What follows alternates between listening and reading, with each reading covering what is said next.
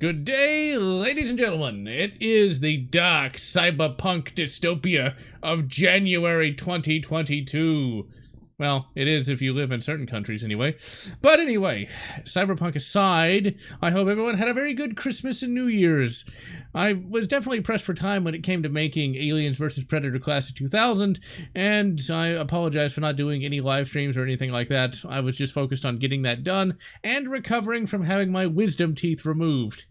All that pain, and I had to pay for it too. And now, a substantial pain, although it doesn't actually hurt that much, is having to use this little water squirter thing on the tooth holes and squirting out all the food and dendritis and things of that nature. Not fun, and I get to do that for 6 weeks. All that, and I had to pay for it too. But I also just wanted to enjoy Christmas.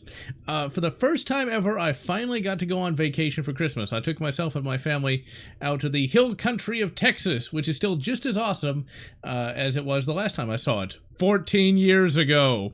And in the intervening time, Enchanted Rock is still a large rock, and I still enjoyed climbing it up, or climbing up it, whatever.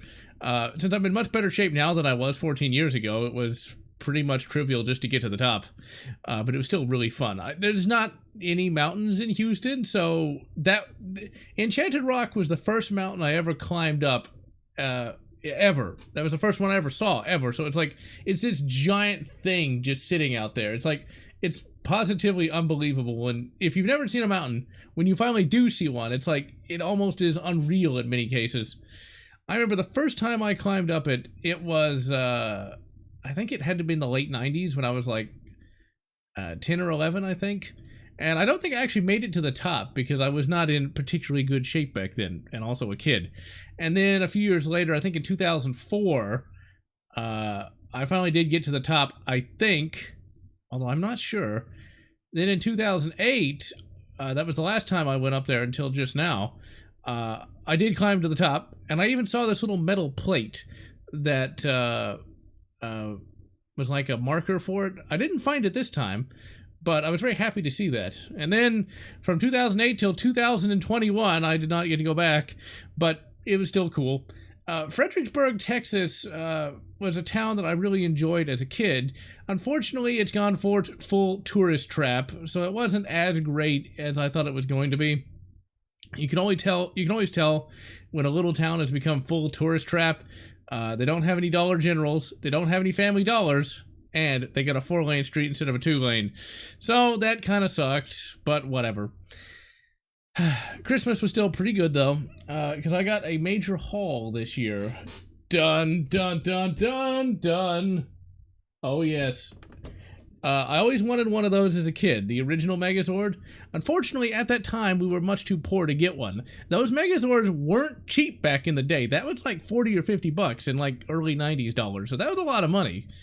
Don't feel too bad for me, because literally, I think a couple of years after that came out, I got the Thunder Zord, then the Ninja Zord, then the spaceship, the Astro Mega Ship Zord, and I think one other.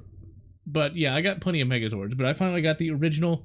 It's not a sealed box. The stickers have been applied, but I still have the original box and the original toy.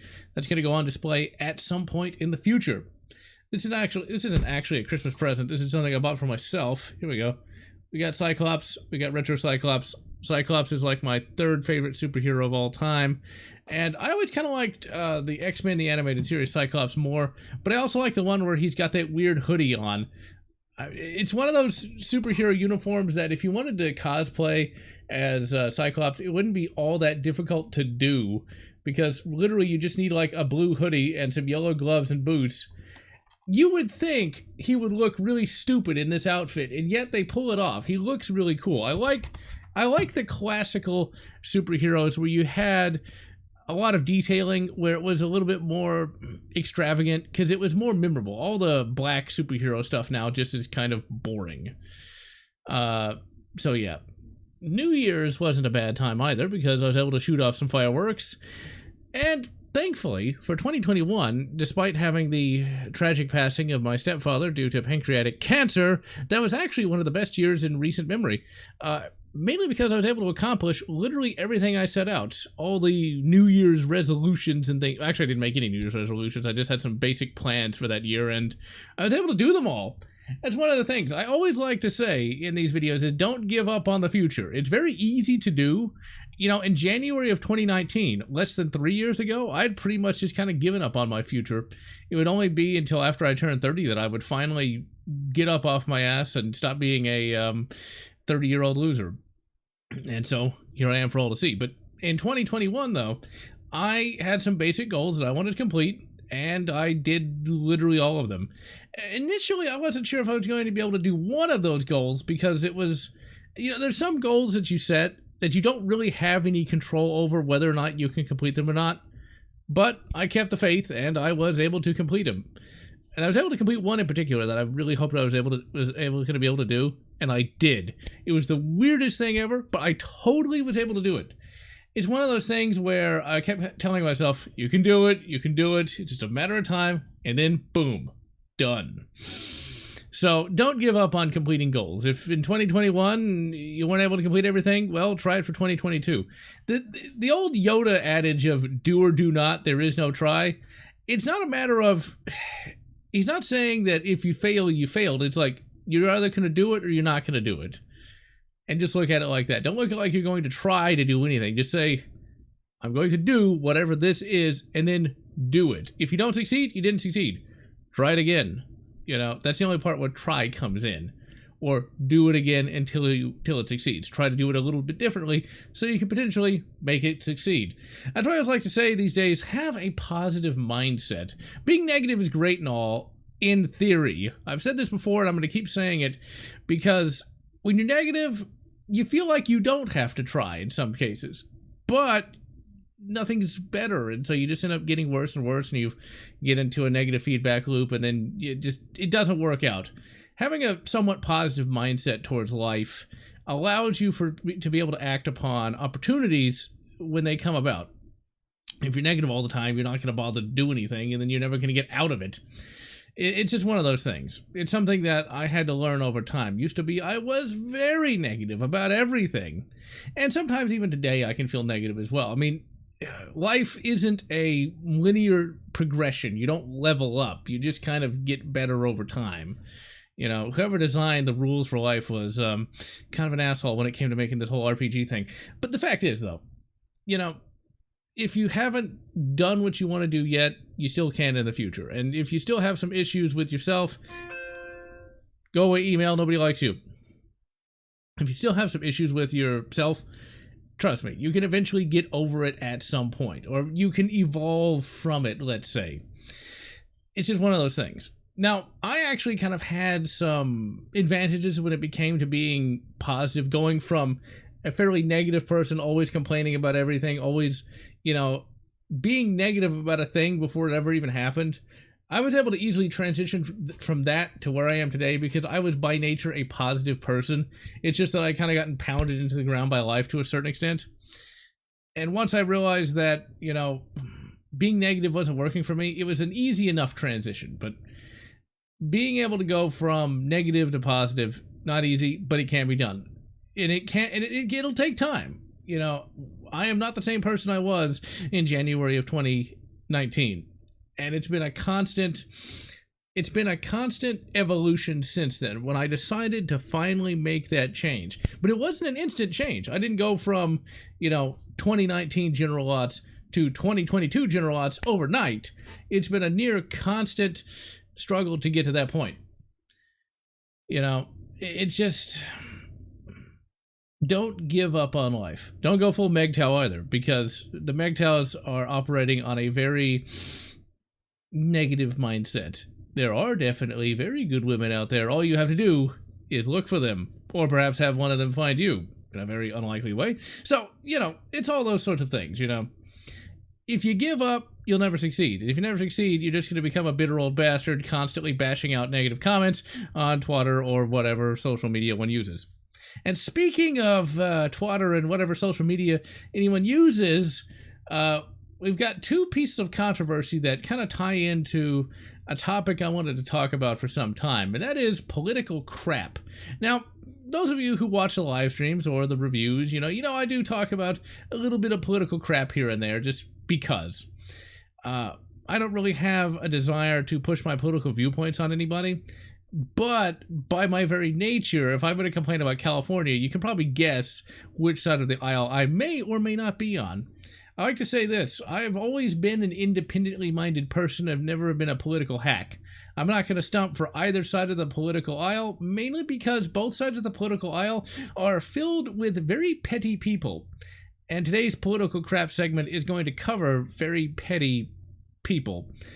The thing you have to understand is both sides really aren't on the side of the individual. Both sides want people to join them, and they'll say whatever they have to do to get people to be on their side. For me, I don't join any side. Now, if somebody does something bad, I'll call it out. And to me, none of that is particularly political. Now, calling out how bad California is, well, we could just see their laws are terrible, especially their bail laws where zero cash bail allows criminals to get out to continue to offend. That's bad, no matter what side of the aisle you're on. Gun ownership, to me, is a universal right. Anybody should be able to have one to defend themselves, be they Republican or Democrat. I think that's the thing.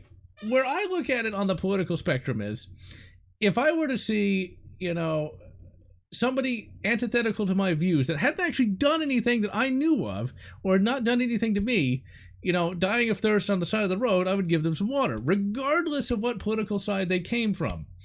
Because, well, unless somebody's actually doing something bad, prejudging them based upon political ideology makes you just as bad as the twatter people who constantly say how bad the straight white male is. Don't become the thing you hate. That's something I always like to say. Don't get so wrapped up into politics that you become just as petty and uncaring as those people on Twitter, complaining about Betty White being evil or whatever they were saying. With that in mind, I also want to complain about the article readers. And we'll get to that, the whole left and right dichotomy in a moment, filled with petty people. The article readers I always find kind of funny. You'll see the anti-SJW. I'm sure the SJWs do this as well, but I don't really care what they have to say, because to me, they're all a bunch of drooling lunatics. The anti-SJWs have some degree of sanity, but it's all clickbaity stuff. It's like, did you see what somebody who has absolutely no point says? It's really quite hilarious how the anti-SJW article readers will blow up anything anybody says on the SJW side, when it's all a bunch of drooling insanity. It's like, who cares? And you'll see this repeated on the right quite a bit, where, did you see what Bill Maher said? It's like, who gives a shit what Bill Maher had to say? Who cares? He's some old boomer that just rambles and rants as per usual. That's the big problem with the red pill right, so to speak. It's like, they can read articles pretty well, but that's about all they can do. Once again, keep in mind, as far as I'm concerned, the SJW left is just complete lunacy. I mean, you should see some of the stuff they say. But I'm not going to waste my time on that, because I'm not going to give them more power than they really need. So when it comes to the whole political crap, there's two instances that happened somewhat recently. You've got the nostalgia chick leaving the internet because she said something on Twitter that people didn't like, which was basically just saying that all the new YA or young adult literature is basically just Avatar and The Last Airbender. And evidently the SJW left took that as racisms. That's why I call them drooling insane people. But evidently at some point between the last time I saw Nostalgia Chick and today, she became a drooling insane person. And so she released this letter talking about how, Twitter enforces capitalism or some crap like that. But basically, she had let politics control her life. And when you're on the SJW left, you're basically riding the proverbial tiger. If you say something they don't like, you're going to fall off that tiger and they're going to eat you alive, which evidently happened to her. Or perhaps she's such a lunatic that she thinks she did something wrong but can't reconcile that it wasn't wrong because she's the one who said it. And so she's going nuts. But whatever the case may be, when you make politics your main personality trait, yeah, this ain't working too well up there. But then, ladies and gentlemen, you got something coming from the article reading right. You've got some guy with a beard who I wouldn't buy a used car from him. I forget what his name is. I think it's not Nathan. Jack something, not Jack Trammell. I cannot remember this guy's name, but he has a beard, and he was on some podcast, which I'd never heard of, with some woman I think named, it's an Australian woman. Not Melbourne. Anyway, you have this chick on this podcast, and she's reading out super chats. You got Beardy Man get offended at a super chat she was reading off, and the whole article reading right blows up over it. It's just hilarious, just video after video after video saying why this guy is terrible. And I actually went ahead, I was curious, mainly because I was at work and needed something to listen to, and I thought, you know, what is all this about? Why is it blowing up? It's literally nothing. It's an incredibly petty thing. Evidently, the chick reads the super chat about Beardy Guy wrote an article, and the chick reads out a super chat on this article, and he gets mad because the article, I guess, is embarrassing. And now this guy goes around complaining about it, and it's just hilarious how petty that is. If I were to read a super chat that was negative to me, I would just read it and go like, I'm not sure I agree with that. But once again, if you're incredibly petty, you'll get annoyed at anything that might besmirch your good name. It's just hilarious how that works. It just goes to show you that both left and right, especially on YouTube, but also in regular life, are very petty. I'd recommend steering clear of politics when it comes to real life. I've had friends on both sides of the political spectrum. Most of the friends I have today aren't anywhere on the political spectrum, such as myself. In fact, pretty much my best and closest friend is completely apolitical. I mean, that person is politically aware of what's going on, but isn't going to come down on left or right. It's just kind of hilarious that I think in many cases, outside of insane people, no one is going to be as, I guess, not reactionary, that's not the word. Although there are people on the left that are very regressive that want to get rid of the freedom of the press and stuff like that. But political extremists, there you go. Most people probably aren't going to be politically extreme. They just want to talk about the Batman and the Superman and Star Wars without getting politics in on it. And that's the kind of people you want to be friends with. Throughout my life, I've had friends with people on all sides of the political spectrum, and I've seen that a lot of the article reading right likes to talk about that. But like, I actually have had people who are legitimately politically left, and a good example. Now, I'm not friends with them anymore, but I'm not friends with them because of politics, but because of real life. Now, the one left-leaning friend that I had actually had said to me once that guns enforce the class system. Now, that's really dumb. And my response to that was, yeah, sure, whatever. I literally said that, and we moved on to, like, fucking Spider-Man or something. I forget what. No, it was Lord of the Rings. That's what it was. It was, The Hobbit had just come out. And that's the thing. It's like, maybe that's not the case now with people, but I highly doubt it. I think there's probably more political extremists than there were, but I'd imagine in many friend groups. In fact, as of just a couple years ago, I did have some left-leaning people in a friend group I was in. They would go on about, you know, like how making a sandwich is feminism, and then is anti-feminist or something, and then literally 5 minutes later talking about Ghostbusters again. It's just one of those things, you know. People on the left can be friends with people on the right quite easily.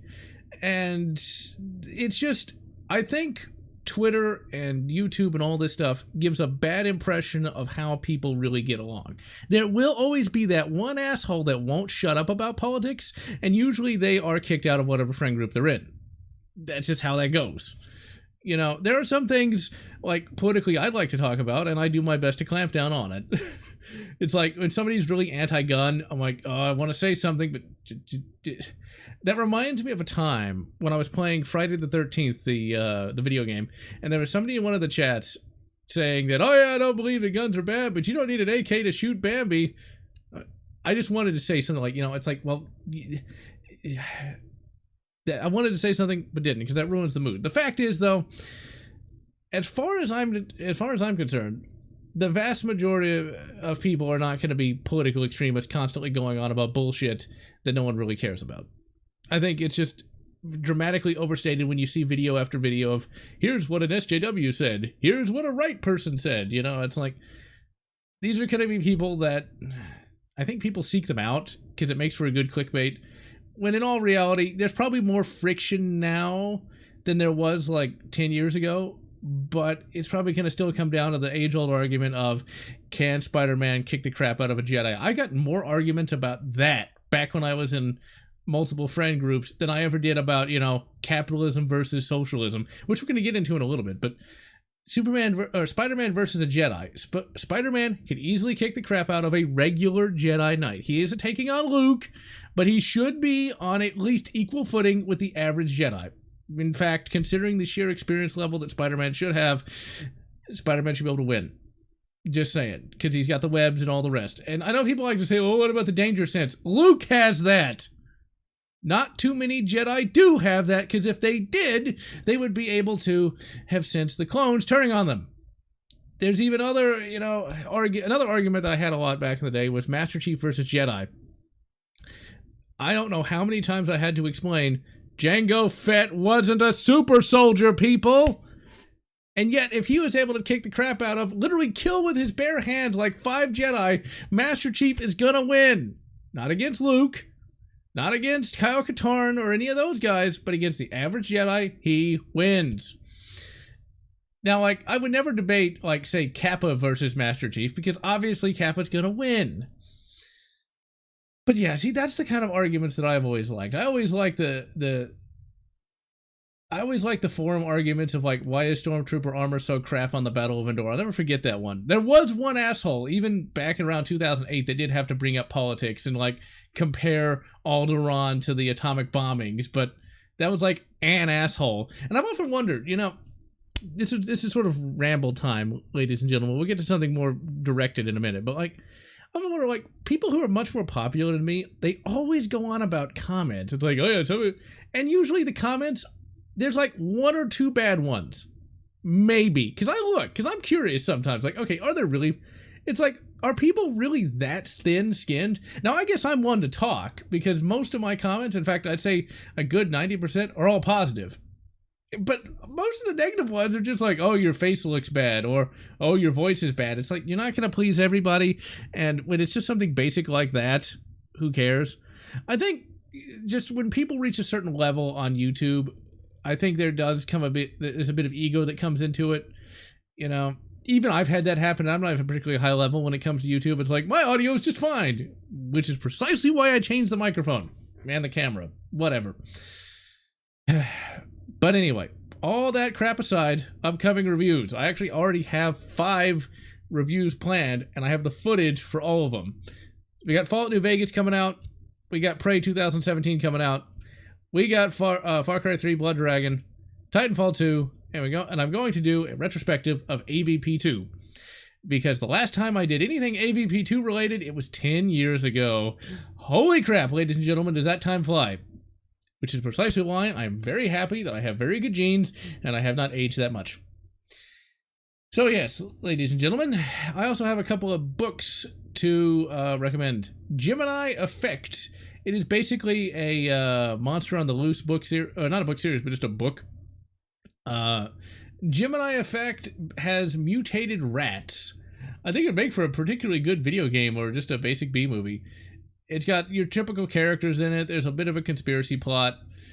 It's pretty nice. It was just a nice breath of fresh air, let's say, after reading nothing but military science fiction for the last couple of months because I can't find anything. That's a problem. Finding Alpha Prime books, not easy. It seems like I read them all. It's like, I remember not too long ago. I've been finding better books recently. But I say recently, as in the last, like, 3 years. But, like, for a good, like, 2 or 3 years, it was, like, nothing but crap. I mean, used to be, I pre-ordered Star Wars books, like, months or even years in advance because that's how big Star Wars was at one point. And I was always a new, like, Caiaphas Cain book coming out or something good, 40K related coming out. Now there's, like, nothing. Let's see. Actually, that was pretty much the only book I have to recommend. Crap. Halo Infinite. I finally have had a chance to really sit down and play that. Also, I've gotten some questions about when I'm going to do Aliens Fireteam Elite. That's not happening until I can get my actually have a gaming session with my co-op partner, who is like 17 hours ahead of me, I think, and is constantly busy. So, yeah, I'm not playing that game so I can finally play a co-op. But Halo Infinite is a pretty good game so far. I do not like how the plot has gone, like at all. I mean, the weapon, it goes to show you how creatively bankrupt everything is now. It's like, it's instead of giving, Cortana Jr. a name, it's just the weapon. And don't even give me any crap about how it's justified in game, okay? She could have a name. And also the face looks completely messed up. And it looks like it's going Marvel, because the story feels very much like a Marvel story. I'm not surprised that Aatrox looks like Thanos. Master Chief is still himself, mostly. The Brohammer character, I mean, this guy would have washed out of pilot school almost immediately because he's a fucking moron. He's not endearing, but he's not endearing, not to me at least, because he's just a constant whiny asshole. Compare that to Foehammer in Halo 1, who was constantly brave and strong and all the rest, but we can't have strong male characters, can we? But whatever. The gameplay is actually fun. I'm enjoying Halo Infinite, despite the absolutely abhorrent story. I really enjoy this, open world Halo game. Halo had some open world elements to it. Many of the levels were very huge, and now we got a whole game world to fight in, and it's pretty good. I mean, the grappling hook, I think, is yet another element of creative bankruptcy. The idea that Master Chief would have one, I mean, clearly he's ripping that off from Doom, which is just sad. It doesn't even work that well, so as far as I can tell, like the upgrade system in Halo Infinite is very much like Doom as well. But still, though, it's got that great Halo combat. It's a little bit easier than I would like. The elites don't move around nearly as much as they used to, but overall, it's a pretty good Halo game. In terms of gameplay, for me, I've always preferred Halo for the story, but even as I say that, I didn't really like where the story went as of Halo 2. Speaking of which, I do intend to live stream Halo 1, 2, and 3 this year as well, at differing points. I'm thinking after I finish Area 51, the first-person shooter, I will move on to Halo 1 and just go through that entire game with the original graphics. I don't actually have an original copy of Halo, so it's going to be Halo Combat Evolved Anniversary, but whatever. Alright, so, the last thing I want to cover is, channel growth. Has not been that great, just because I'm pretty sure I've been shadow banned at some point because of all that evil firearms content, but, I don't really care that much, because that's another thing that, like, way more popular YouTubers do. Even the Nostalgia Chick complained about that. It's like, oh, my channel isn't growing at 1 million subs. Yeah, you see that? But with that in mind, though, I don't really feel bad about that. I'm sure that people with the minimal amount of subs that I have would already be complaining, because people with more subs complain anyway. But the fact is, for me, this channel has been enriching beyond money, really. I mean, if I want money, I can just, go to work. That's why I have a job. And I can tell you this, ladies and gentlemen, I would hate to make YouTube like my full-time job, because how do you put that on a resume when, the YouTube wins go past whatever fad there is, That's one thing also that's quite good, is that I've had a consistent audience from day one, so, because I haven't tried to follow the different YouTube trends. But with that in mind, this channel has been enriching beyond money, because there's some things money cannot buy, and money can certainly not buy friendship. Not real friendship, at least. And I've met quite a few really good friends via YouTube, and all of you watching know who you are. And to me, that's worth more than money, because, finding and making friends, not an easy prospect. But all of you watching have been very cool throughout the years. I've only had like 2 stalkers. Well, that ain't bad, considering the sheer number of people who've actually watched these videos. So, yeah, it's been incredibly enriching, and I'm not going to stop anytime soon. I don't care if I never reach 10,000 subs, because, the more popular you get, the more scrutiny you get, and the more scrutiny you get, the more stalkers you get, the more psychos you get. And I like to have just enough fans where the videos get views, but not enough where I'm going to get a knock on the door at 3 in the morning, because that would be a very bad thing. So, here's hoping 2022 is better than 2021. And this is General Lotz wishing you good Cyclops and good, Megazord. Whatever makes you happy.